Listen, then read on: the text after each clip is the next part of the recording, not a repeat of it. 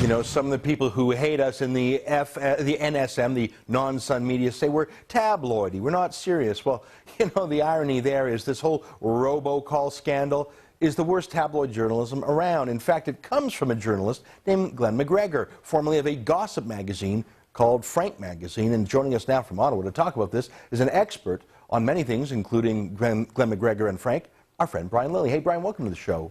Good to talk to you again, Ezra. I just want to say, though, I love tabloid journalism, because tabloid journalism just means it's punchy, it's good, it often gets a bad rap, but the bad stuff, you're right, is often found in places like, well, in this case, Post Media, through guys like Glenn McGregor and his partner in crime, Stephen Marr.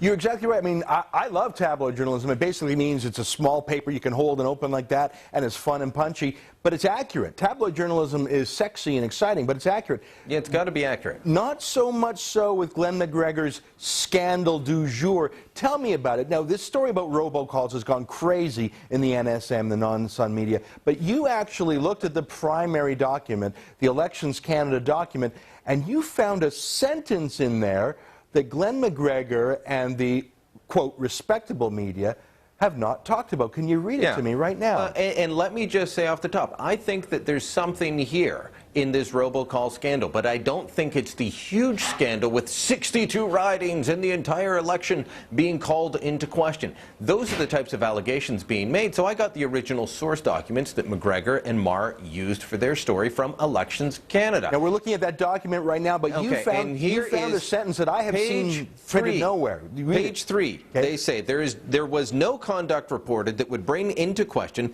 the integrity of the election result overall or the result in a particular riding. Although misconduct was reported in several ridings, there is no complaint that it affected the final result.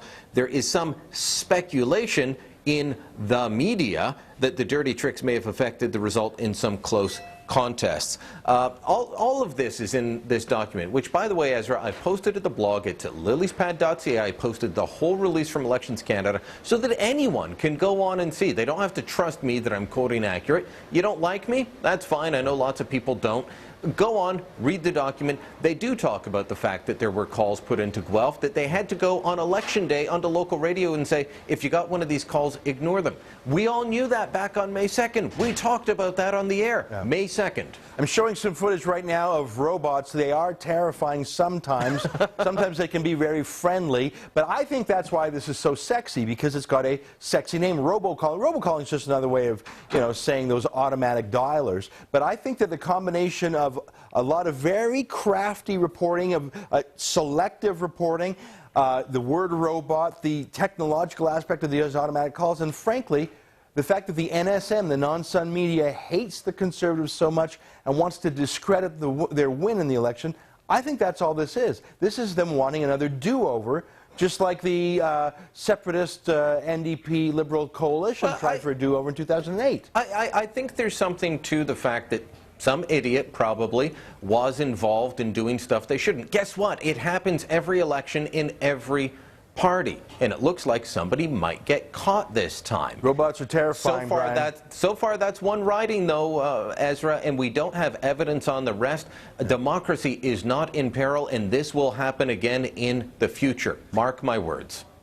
I have a prediction that, like so many of the other fake scandals in the liberal media, especially those that Glenn McGregor from Frank Magazine does, and that's the thing. I mean, I used to read Frank Magazine from time to time because it was scandalous and gossipy, and I was in it sometimes, and half of it was true and half was false. But you knew you were reading true junk. I mean, you're almost embarrassed to be seen reading it because it was so scurrilous.